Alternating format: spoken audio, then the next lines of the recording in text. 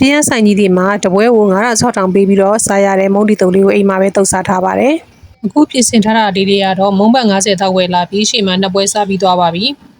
စီဝါစီချက်ကိုကြက်သွန်ပြူနဲ့စနုံးလေးနဲ့ချက်ထားပါတယ်မုံပတ်50တောက်ကိုတော့ရေလေးဖြောထားပါတယ်ငဖယ်လေးလည်းကြော်ထားလိုက်တယ်ကြက်ဥလေးလည်းပြုတ်ထားလိုက်တယ်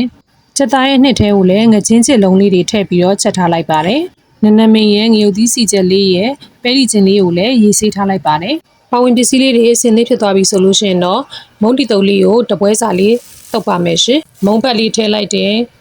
ငချင်းချစ်လေးနဲ့ချက်သားရဲ့နှစ်လေးကိုလည်းထည့်လိုက်ပါတယ်စီဝါစီချက်လေးလည်းထည့်လိုက်တယ်ရတာအတွက်ငပြိုင်လေးနည်းငယ်ထည့်ပါတယ်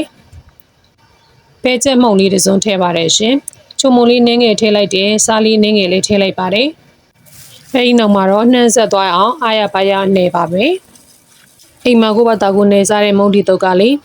စားပြီးရင်သွေးလည်းမတိုးဤလည်းမဤလို့အကြိုက်ဆုံးပါပဲရှင်